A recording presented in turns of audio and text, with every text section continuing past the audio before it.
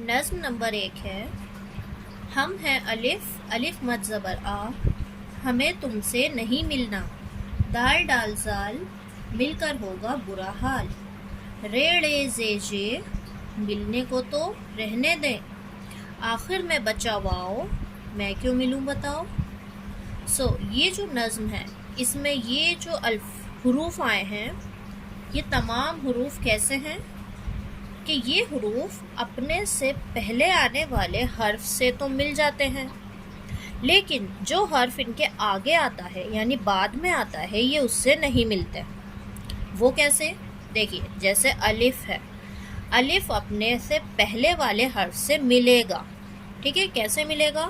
کس طرح hand shake کرے گا وہ؟ جیسے میں نے یہاں لکھا الف اور اس سے پہلے لگا دیا بے، تو جو بے ہے وہ الف سے مل گیا، اس نے الف کے ساتھ ہینڈ شیک کر لیا، دونوں جڑ گئے، ٹھیک ہے؟ یعنی الف پہلے آنے والے سے جڑ گیا، لیکن یہ جو الف ہے وہ بعد میں آنے والے سے نہیں جڑے گا۔ جیسے یہاں میں نے لکھا الف اور بعد میں لگایا بے، تو کیا یہ اس سے جڑا؟ یہ بے سے نہیں جڑا، دونوں الگ الگ لکھے گئے، دونوں نے ہینڈ شیک نہیں کیا۔ اسی طرح الف مد زبر آ ہے، اسی طرح دال ڈال زال، یہ حروف بھی کیا کرتے ہیں؟ یہ بھی الف کی طرح ہیں، یہ پہلے آنے والے حروف سے تو مل جاتے ہیں جو چھوٹا ہوتا ہے، لیکن جو حروف بعد میں آتے ہیں یہ ان سے نہیں ملتے۔ جیسے دال سے پہلے، جیسے میں نے یہاں لگایا دال سے پہلے بے، بے دال زبر بد، تو دال بے سے جڑ گیا، ٹھیک ہے؟ ہینڈ شیک کر لیا، لیکن دال بعد والے سے نہیں جڑتا۔ جیسے دال کے بعد اگر میں بے لگاؤں، بعد میں نے بے لگایا تو یہ بے سے نہیں جڑا، ٹھیک ہے؟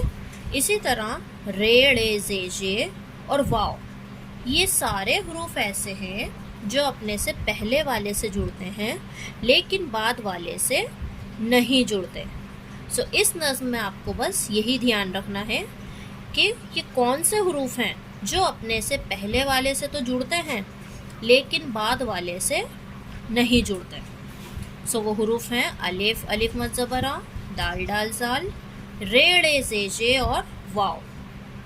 ان حروف کے علاوہ دوسرے جو حروف ہیں جیسے کہ بے، پے، تے، ٹے، جیم، سین، صاد، فے، جتنے بھی یہ سارے حروف ہیں یہ سب آپس میں جڑ جاتے ہیں سوائے ان حروف کے۔ Okay, clear?